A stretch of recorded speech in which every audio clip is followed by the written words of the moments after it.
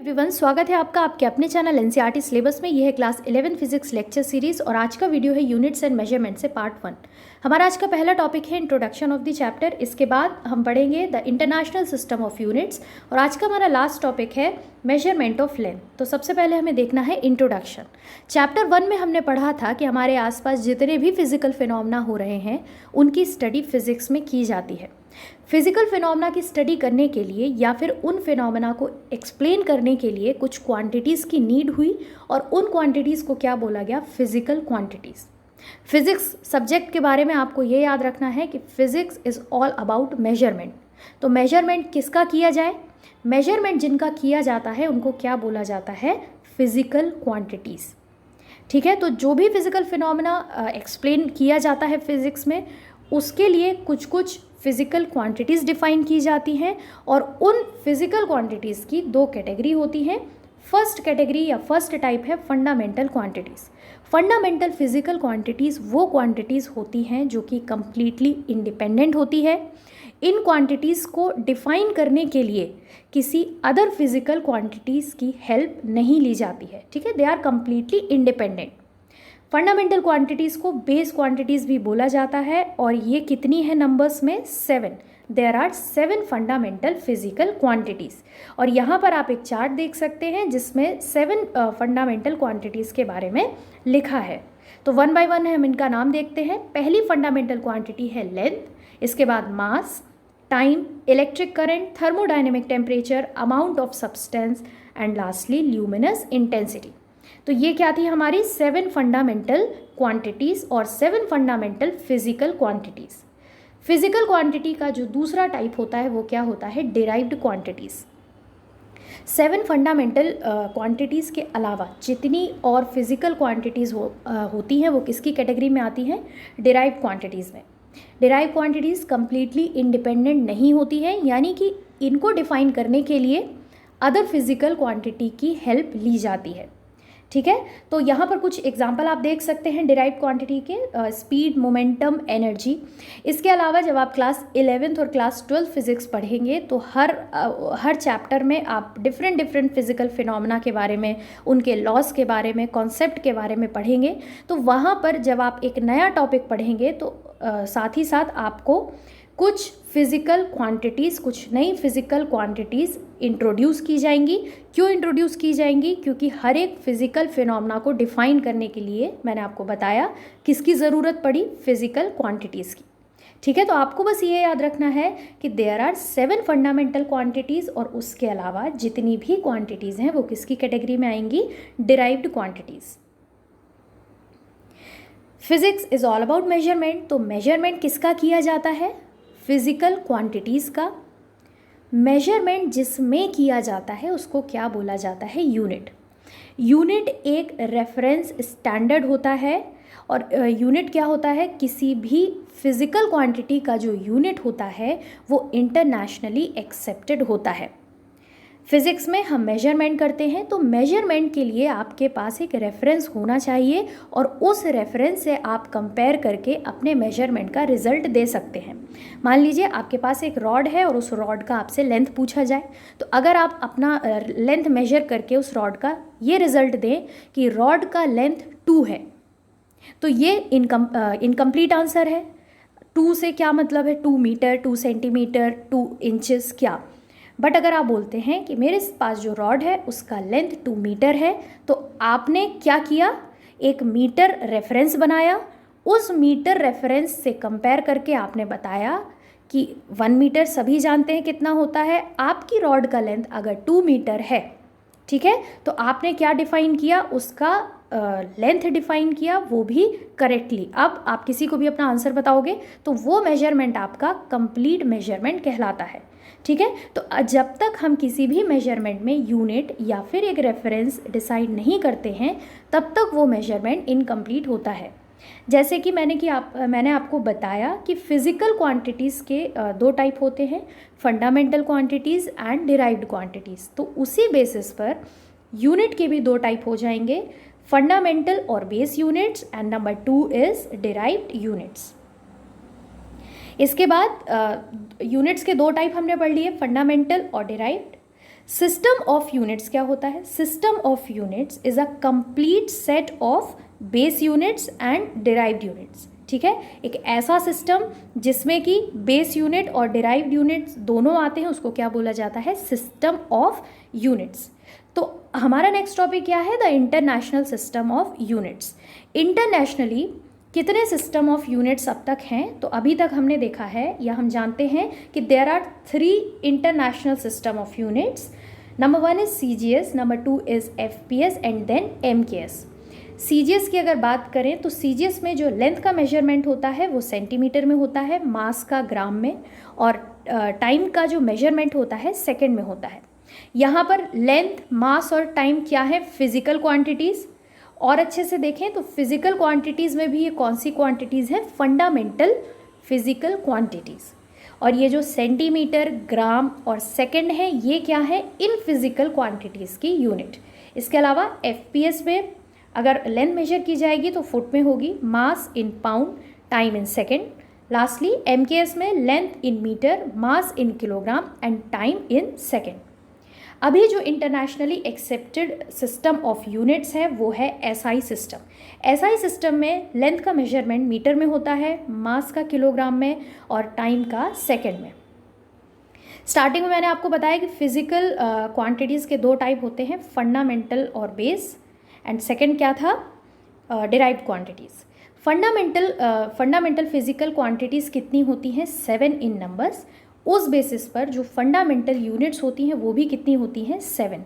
तो यहाँ पर आप एक चार्ट देख सकते हैं। इस चार्ट के फर्स्ट कॉलम में फंडामेंटल फिजिकल क्वांटिटीज़ के नाम लिखे हुए हैं। इसके बाद जो सेकेंड कॉलम है इसमें फंडामेंटल यूनिट्स के नेम हैं, और थर्ड कॉलम में उन फंडामेंटल यूनिट्स के सिंबल्स हैं। लास्ट कॉलम जो है वो हर एक यूनिट की डेफिनेशन को दिखाता है। इस चार्ट में आपको क्या याद रखना है? सबसे पहले तो 7 फिजिकल क्वांटिटीज़ के नाम, इसके अलावा 7 फंडामेंटल क्वांटिटीज़ के जो नेम है वो आपको याद रखने हैं। इसके अलावा आपको क्या याद रखना है? उन फंडामेंटल क्वांटिटीज़ की फंडामेंटल यूनिट्स और उनके सिंबल्स। तो अगर हम किसी एक क्वांटिटी को लें, मान लीजिए लेंथ एक फंडामेंटल क्वांटिटी है, तो उसका फंडामेंटल यूनिट क्या हो जाएगा? मीटर, और सिंबल हो जाएगा स्मॉल m। यहाँ पर आपको जो फंडामेंटल यूनिट्स की डेफिनेशन दी गई हैं इनको आपको याद नहीं रखना है। ठीक है, ये डेफिनेशन यहाँ देने का रीज़न ये है कि जब पहली बार 1 मीटर को डिफ़ाइन किया गया और जिसे इंटरनेशनली एक्सेप्ट किया गया, तो वो 1 मीटर यानी कि एक लेंथ का जो रेफरेंस डिसाइड किया गया या लेंथ का यूनिट डिसाइड किया गया, तो उसका क्या डेफिनेशन था। इसी तरीके से बाकी अदर फंडामेंटल क्वांटिटीज़ के लिए जब फंडामेंटल यूनिट्स डिसाइड की गई यानी कि 1 kg 1 सेकेंड, तो पहली बार उनकी क्या डेफिनेशन थी और उसको अभी तक इंटरनेशनली एक्सेप्ट किया जाता है। तो ये हमने देखा कि हमारी 7 फंडामेंटल क्वांटिटीज़ के लिए 7 फंडामेंटल यूनिट्स हैं। 7 बेस यूनिट्स के अलावा उस चार्ट में 2 और फंडामेंटल यूनिट्स ऐड की गई, और वो यूनिट्स किसके लिए थी? Plane angle and solid angle के लिए। ठीक है, तो अब टोटल कितनी फंडामेंटल यूनिट्स हो जाएंगी? 7 हमने पहले पढ़ी और 2 और होंगी जो कि किस क्वांटिटी के लिए डिफाइन होगी? सबसे पहला प्लेन एंगल और दूसरा सॉलिड एंगल। तो अभी हम क्या देखेंगे कि प्लेन एंगल की डेफिनेशन क्या होती है। प्लेन एंगल किसी भी 2D ऑब्जेक्ट के लिए डिफाइन किया जाता है। प्लेन एंगल मैंने बताया 2D ऑब्जेक्ट के लिए, तो अज्यूम करते हैं एक सर्कल एक 2D ऑब्जेक्ट या एक 2D फिगर होता है। उस सर्कल का अगर हम एक छोटा सा पार्ट कट करके निकालें तो कुछ इस तरीके का शेप आएगा। ओ क्या है? उस कंप्लीट सर्कल का centre. Small r is the radius of that circle. ds क्या है? आर्क, ये जो आपका एक छोटा सा आर्क है उसका लेंथ। तो यहाँ पर ये जो एंगल है जो कि इन दोनों लाइंस के बीच का एंगल है उसको क्या बोलेंगे? Plane angle. प्लेन एंगल की डेफिनेशन होती है ratio of length of arc to the radius small r। यहाँ पर लिखा हुआ है d theta is equal to ds divided by r।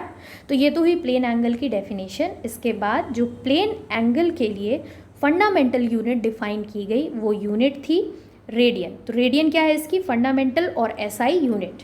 इसके बाद जो नेक्स्ट एक्स्ट्रा एक फंडामेंटल यूनिट ऐड की गई। वो किसके लिए ऐड की गई? सॉलिड एंगल के लिए। सॉलिड एंगल एक 3D एंगल होता है। यहाँ पर आप एक फिगर देख सकते हैं, जैसा कि मैंने आपको प्लेन एंगल में बताया कि एक सर्कल से आपको एक छोटा सा पीस कट करके निकालना है। यहाँ पर मैं 3D ऑब्जेक्ट की बात करूँ तो हम एक स्फीयर लेंगे और इस स्फीयर का एक पार्ट कट करके निकालेंगे। ठीक है, तो यहाँ पर जब आप एक स्फीयर का एक पार्ट कट करके बाहर निकालोगे तो इस तरीके का कुछ कंस्ट्रक्शन आपको मिलेगा। ओ क्या है? उस स्फीयर का सेंटर, आर क्या है? उसकी रेडियस, और ये जो डीए है, ये जो डीए है आपका वो स्फीयर का सरफेस एरिया है। यहाँ पर आपका आर्क नहीं होगा क्योंकि स्फीयर एक 3D ऑब्जेक्ट होता है, ना कि 2D ऑब्जेक्ट। तो यहाँ पर जो होता है आपका एरिया होता है, ना कि आर्क होता है। ठीक है, तो अब हम किसकी डेफिनेशन देंगे? सॉलिड एंगल की। सॉलिड एंगल की डेफिनेशन देखिए, it is the ratio of the intercepted area dA of the spherical surface, ये आपका एरिया फिगर में आप देख सकते हैं, described about the apex as the centre. Centre क्या है उस स्फीयर का? O, to the square of its radius small r. तो ये आपका डेफिनेशन हुआ और ये रहा आपका formula, d omega is equal to D A divided by R square. ठीक है, प्लेन एंगल को डी थीटा से डिनोट किया था और यहाँ पर सॉलिड एंगल को किससे डिनोट किया गया है? डी ओमेगा से। सॉलिड एंगल की जो यूनिट होती है, एसआई यूनिट होती है, वो क्या होती है? स्टेरेडियन। ठीक है, तो आपको क्या याद रखना है? There are 7 fundamental units. 7 fundamental units के अलावा 2 और यूनिट्स ऐड की गई, रेडियन एंड स्टेरेडियन। रेडियन किसकी यूनिट होती है? एंगल की। स्टेरेडियन किसकी यूनिट होती है? सॉलिड एंगल की। हमारा आज का लास्ट टॉपिक है मेजरमेंट ऑफ लेंथ। लेंथ पहली फंडामेंटल फिजिकल क्वांटिटी है, तो देखते हैं कि लेंथ को मेजर कैसे किया जाता है। लेंथ मेजर करने के 2 मेथड होते हैं। Number 1 is direct method and number 2 is indirect method. Direct method में मेजरिंग डिवाइस की हेल्प से डायरेक्ट मेजरमेंट किया जाता है और रिजल्ट दिया जाता है। अगर मेजरिंग डिवाइस की बात करें तो सबसे पहली डिवाइस है मीटर स्केल। मीटर स्केल का लीस्ट काउंट होता है 1 मिलीमीटर, यानी कि मीटर स्केल की हेल्प से मिनिमम 1 मिलीमीटर का लेंथ मेजर किया जा सकता है। अब अगर इससे कम लेंथ मेजर करना हो तो उसके लिए एक और डिवाइस बनाई गई जिसका नाम था वर्नियर कैलिपर्स, जिसका लीस्ट काउंट होता है 0.1 मिलीमीटर। इसके अलावा स्क्रू गेज और स्फेरोमीटर भी 2 अदर डिवाइसेस थे जो कि वर्नियर कैलिपर्स से भी स्मॉल डिस्टेंस को मेजर कर सकते थे, क्योंकि इनका लीस्ट काउंट कितना है? 0.01 मिलीमीटर। तो ये था हमारा डायरेक्ट मेथड। इसके अलावा जो दूसरे मेथड होते हैं लेंथ मेजरमेंट के लिए, वो कौन से मेथड होते हैं? Indirect method. तो इनडायरेक्ट मेथड में सबसे पहले हम पढ़ेंगे कि लार्ज डिस्टेंसेस कैसे मेजर किए जाते हैं, और इसके बाद फिर हम पढ़ेंगे कि वेरी स्मॉल डिस्टेंसेस को या वेरी स्मॉल लेंथ्स को इनडायरेक्ट मेथड में कैसे मेजर किया जाता है। लार्ज डिस्टेंसेस से हमारा मतलब कि अगर आप अर्थ से किसी प्लैनेट तक का डिस्टेंस मेजर करना चाहते हैं तो वो लार्ज डिस्टेंस होता है। अब इतने लंबे डिस्टेंस के लिए कोई मेजरिंग डिवाइस नहीं है, ठीक है, तो उस लेंथ के मेजरमेंट के लिए जो मेथड डेवलप किया गया उसको इनडायरेक्ट मेथड बोला गया। इनडायरेक्ट मेथड में एक मेथड हमें पढ़ना है जिसका नाम है पैरेलैक्स मेथड। पैरेलैक्स मेथड में एक मैंने आपको नया टर्म इंट्रोड्यूस किया है, दैट इज़ पैरेलैक्स। तो सबसे पहले हम इस टर्म के बारे में समझते हैं। पैरेलैक्स को समझने के लिए आप यहाँ पर एक फिगर देखिए। इसके लिए आपको एक छोटी सी एक्टिविटी परफॉर्म करनी है। आपको अपने हाथ में एक ऑब्जेक्ट लेना है। ऑब्जेक्ट के तौर पर आप एक पेन या पेंसिल ले सकते हैं। इसके अलावा आपके सामने जो वॉल है उस वॉल पर एक पॉइंट मार्क करना है और उस पॉइंट के रिस्पेक्ट में इस ऑब्जेक्ट को अपनी आँखों से देखना है। फिर से सुनिए, आपको अपने हाथ में एक पेन या पेंसिल लेनी है। आपके सामने जो वॉल है उस पर एक पॉइंट मार्क करना है। यहाँ पर जो वाइट बॉक्स है वो आपका मार्क्ड पॉइंट है। अब आपको क्या करना है? अपनी राइट आई से इस ऑब्जेक्ट को देखना है, closing your left I. Right I से इसको देखिए, इस ऑब्जेक्ट को देखिए और अपनी लेफ्ट आई को क्लोज करके रखिए। तो जब आप ऐसा करते हैं तो आपको इस ऑब्जेक्ट की पोजीशन इस वाइट मार्क से थोड़ा शिफ्ट दिखाई देती है, ठीक है। तो मान लीजिए जब आप अपनी राइट आई से इस ऑब्जेक्ट को देखते हैं तो आपको अपना ऑब्जेक्ट कहाँ पर दिखाई दे रहा है? इस ब्लू बॉक्स की पोजीशन पर। अब आपको क्या करना है?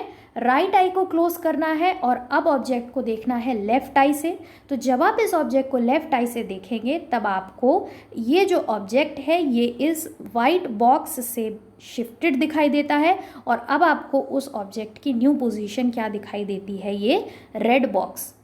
ठीक है, तो आपका जो व्यू पॉइंट ए था वो क्या था, आपकी राइट आई। जब आप राइट आई से इस ऑब्जेक्ट को देख रहे हैं तो आपकी लेफ्ट आई क्लोज है। जब आप लेफ्ट आई से इस ऑब्जेक्ट को देख रहे हैं तब आपकी राइट आई क्लोज है। ठीक है, तो अब आपने यहाँ पर क्या देखा कि जब एक ही ऑब्जेक्ट को कुछ अलग अलग डिस्टेंस से देखा जाता है, हमारी राइट आई और लेफ्ट आई के बीच में एक डिस्टेंस होता है।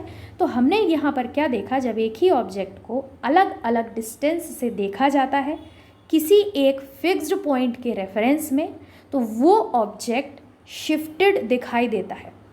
यहाँ पर आप किसके रेफरेंस में इस ऑब्जेक्ट को देख रहे थे, इस वाइट बॉक्स के रेफरेंस में। बट जब आप एक आंख से देखते हो और दूसरी आंख को क्लोज रखते हो तो आपको ये ऑब्जेक्ट इस वाइट बॉक्स के रेफरेंस में थोड़ा सा शिफ्टेड दिखाई देता है। इस शिफ्ट को ही क्या बोला जाता है, पैरेलैक्स। तो ये हमने फिगर देखा। अब हम पढ़ते हैं पैरेलैक्स की डेफिनेशन। पैरेलैक्स की डेफिनेशन पढ़िए। Parallax is the apparent shift in the position of an object with respect to the another when we shift our eyes sidewise। जैसे ही आप अपनी आईज को शिफ्ट करते हैं, यानी कि जब इस आई से देखेंगे इसको क्लोज रखेंगे, दूसरी आई से देखेंगे फर्स्ट को क्लोज रखेंगे, तो आपको उस ऑब्जेक्ट की पोजीशन में एक शिफ्ट दिखाई देता है and that shift is known as parallax. इसके अलावा जो दोनों व्यू पॉइंट होते हैं उन दोनों व्यू पॉइंट्स के बीच का जो डिस्टेंस होता है उनको क्या बोला जाता है, बेसिस। तो अभी इस एक्टिविटी में हमारी जो दोनों आइज़ हैं उन दोनों आइज़ के बीच का जो डिस्टेंस है उसको क्या बोला जाएगा, बेसिस। अब मैंने आपको क्या बताया कि पैरेलैक्स मेथड का यूज़ हम किसके लिए करते हैं, लार्ज डिस्टेंसेस मेजर करने के लिए। लार्ज डिस्टेंस का एग्जांपल जैसे कि अर्थ से किसी प्लैनेट का डिस्टेंस मेजर करने के लिए। तो पैरेलैक्स अगर हमें समझ में आया तो अब हम इस मेथड को बहुत इजीली अप्लाई कर सकते हैं। मैंने आपको बताया कि पैरेलैक्स में दो व्यू पॉइंट होते हैं। हमारी जो एक्टिविटी थी उसमें व्यू पॉइंट हमारी आइज़ थी, left I and right I.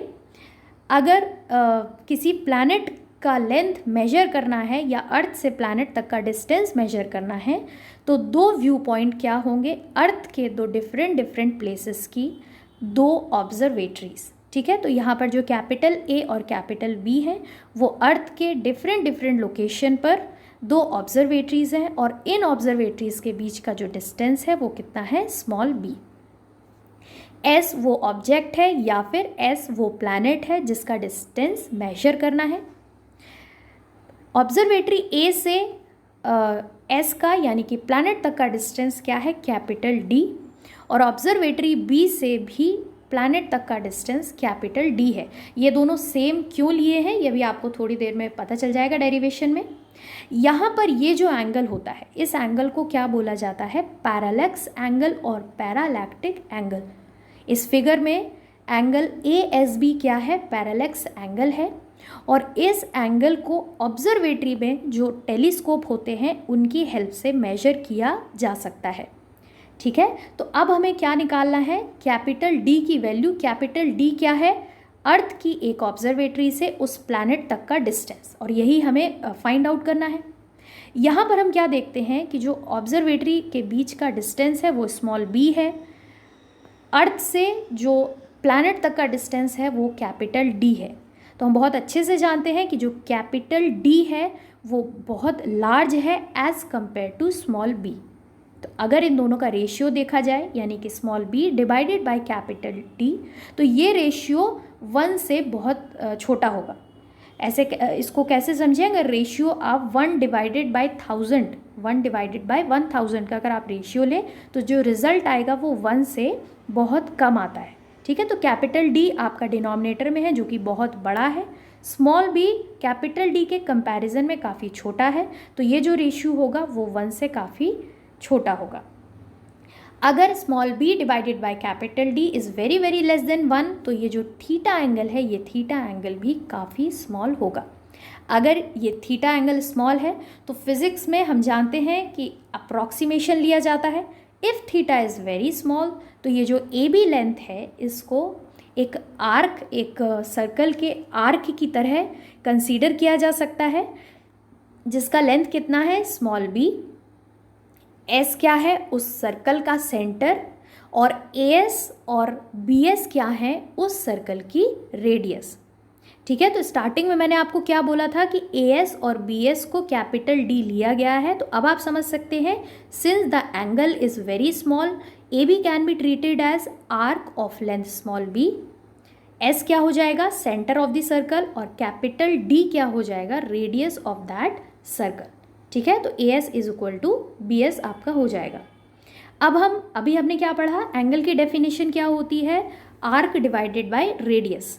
तो यहाँ पर अगर थीटा एंगल है तो आर्क, उसके सामने की आर्क कितनी हो जाएगी, स्मॉल बी, और रेडियस कितनी है, कैपिटल डी, या फिर हम इसे लिख सकते हैं स्मॉल बी की वैल्यू हो जाएगी कैपिटल डी इंटू थीटा, और इससे हम किसकी वैल्यू निकाल सकते हैं, capital D is equal to small B divided by theta. ठीक है, बी क्या है, ऑब्जर्वेटरीज के बीच का डिस्टेंस जो कि मेजर किया जा सकता है। थीटा एंगल है ऑब्जर्वेटरी ए से और ऑब्जर्वेटरी बी से, जो टेलीस्कोप से थीटा एंगल को मेजर किया जा सकता है। इसके अलावा जब आप इस इक्वेशन में वैल्यू रखेंगे तो हमें क्या मिल जाएगा, distance of the planet from earth, capital D की वैल्यू हम फाइंड आउट कर सकते हैं। अभी हमने क्या देखा कि लार्ज डिस्टेंस इनडायरेक्ट मेथड में पैरेलैक्स मेथड की हेल्प से फाइंड आउट किए जा सकते हैं। इसके अलावा अगर हम वेरी स्मॉल डिस्टेंसेस का मेजरमेंट करना चाहें, जैसे कि अगर हम मॉलिक्यूल्स का साइज़ निकालना चाहें, तो उसके लिए भी इनडायरेक्ट मेथड का यूज़ किया जाता है। और यहाँ पर हमने एक एसिड लिया है जिसका नाम है ओलिक एसिड। ओलिक एसिड के मोलिकुलर साइज़ को हम इनडायरेक्ट मेथड की हेल्प से फाइंड आउट करेंगे, और उसके स्टेप्स आप 1 बाय 1 देखते जाइए। ओलिक एसिड का जो मॉलिक्यूलर साइज़ होता है वो कितने ऑर्डर का होता है, लगभग 10⁻⁹ मीटर ऑर्डर का। ठीक है, तो अभी हम अपना ये जो मेथड आपको इनडायरेक्ट मेथड बताएंगे, इसमें ये फाइंड आउट करेंगे कि कैसे ओलिक एसिड के मॉलिक्यूल का मॉलिक्यूलर साइज़ फाइंड आउट किया जाता है। सबसे पहले हमें क्या करना है कि 1 centimetre cube of oleic acid लेना है, उसको अल्कोहल में डिज़ोल्व करना है और कंप्लीट सॉल्यूशन बनाना है 20 सेंटीमीटर क्यूब का। इसके अलावा ये जो 20 सेंटीमीटर क्यूब सॉल्यूशन बना है, इससे फिर से 1 सेंटीमीटर क्यूब का सॉल्यूशन निकालना है, और फिर इसे किस में डिज़ोल्व करना है, अल्कोहल में, और एक नया 20 सेंटीमीटर क्यूब का सॉल्यूशन बनाना है। तो यहाँ पर हमने, अगर फर्स्ट पॉइंट आप देखिए, अगर 20 सेंटीमीटर क्यूब का एक सॉल्यूशन बनाया तो उसमें 1 पार्ट था ओलिक एसिड और बाकी पार्ट था अल्कोहल। इस सॉल्यूशन में से जब 1 सेंटीमीटर क्यूब निकाला गया और फिर से इसको डिज़ोल्व किया गया 20 सेंटीमीटर क्यूब ऑफ अल्कोहल में, तो जो जितना सॉल्यूशन बना उसमें 1 पार्ट था ओलिक एसिड और बाकी पार्ट कितना था, आपका अल्कोहल। तो अगर इन दोनों पॉइंट्स में कंबाइन करके देखा जाए कि कितना सॉल्यूशन में ओलिक एसिड का पार्ट है, तो हम देखेंगे कि जो कॉन्सेंट्रेशन है ओलिक एसिड का पर सेंटीमीटर क्यूब में वो कितना है, 1/20 × 20 सेंटीमीटर क्यूब। तो ये क्या है, पर सेंटीमीटर क्यूब वॉल्यूम में ओलिक एसिड का कितना कॉन्सेंट्रेशन है। अब इसके बाद वाटर सरफेस पर लाइकोपोडियम पाउडर स्प्रेड किया जाता है और ये जो सॉल्यूशन बना है उसकी एक ड्रॉप उस वाटर सरफेस पर डाली जाती है। जैसे ही एक ड्रॉप को वाटर सरफेस पर डाला जाता है, वो सॉल्यूशन की ड्रॉप एक थिन, लार्ज और रफली सर्कुलर फिल्म का शेप ले लेती है। उस फिल्म का डायमीटर मेजर किया जा सकता है और डायमीटर की हेल्प से उस फिल्म का एरिया कैलकुलेट किया जा सकता है। मान लीजिए एक ड्रॉप के अलावा अब उस लाइकोपोडियम पाउडर और वाटर सरफेस पर n ड्रॉप्स ऑफ सॉल्यूशन को गिराया गया। अगर एक ड्रॉप का वॉल्यूम है 20 सेंटीमीटर क्यूब, तो n ड्रॉप्स का वॉल्यूम कितना हो जाएगा, small n × v centimetre cube. Starting में आपको बताया गया है कि जो कॉन्सेंट्रेशन ऑफ ओलिक एसिड है वो पर सेंटीमीटर क्यूब में कितना है, 1/20 × 20। तो NV सेंटीमीटर क्यूब में जो ओलिक एसिड का कॉन्सेंट्रेशन है वो कितना हो जाएगा, N/V multiplied by 1 divided by 20 into 20 centimetre cube. इसके अलावा जैसे ही ओलिक एसिड का जो सॉल्यूशन है उसकी ड्रॉप्स को वाटर सरफेस पर गिराया जाता है तो उसका एरिया मेजर किया जाता है। सपोज़ उस फिल्म का एरिया कितना है, A सेंटीमीटर स्क्वायर। तो अगर हमें वॉल्यूम पता है और एरिया पता है तो उसकी हेल्प से हम क्या कैलकुलेट कर सकते हैं, thickness of that film. Thickness क्या हो जाएगी, volume of the film divided by area of the film. यहाँ पर आपने वॉल्यूम ऑफ द फिल्म क्या लिखा है, small N/V divided by 20 into 20 divided by 20 into 20 क्यों करना है, क्योंकि हमें जो सॉल्यूशन हमने लिया है उसमें ओलिक एसिड का कॉन्सेंट्रेशन कितना है ये लिखना है। ठीक है, तो वॉल्यूम कितना हो जाएगा, including oleic acid concentration in that solution, NV divided by 20 into 20 multiplied by capital A and capital A is the area of the film. तो इससे हम क्या कैलकुलेट कर सकते हैं, स्मॉल t जो कि फिल्म की थिकनेस है। मान लीजिए जो ओलिक एसिड है वो मोनोमॉलिक्यूलर है, यानी कि सिर्फ एक मॉलिक्यूल से बनता है। ठीक है, तो अगर वो मोनोमॉलिक्यूलर है तो ये जो थिकनेस होगी, ये थिकनेस उस ओलिक एसिड का मॉलिक्यूलर साइज होगी।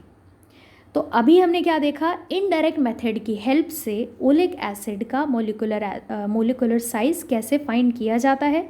इसके अलावा लार्ज डिस्टेंसेस के लिए जो इनडायरेक्ट मेथड पढ़ा उसमें हमने पढ़ा पैरेलैक्स मेथड के बारे में। हमारे आगे आने वाले लेक्चर्स में हम और भी मेजरमेंट्स के बारे में पढ़ेंगे कि अदर फंडामेंटल क्वांटिटीज़ का मेजरमेंट फिज़िक्स में कैसे किया जाता है। मेरा आज का वीडियो अगर आपको अच्छा लगा तो वीडियो को लाइक करिए, चैनल को सब्सक्राइब करिए। Thank you so much.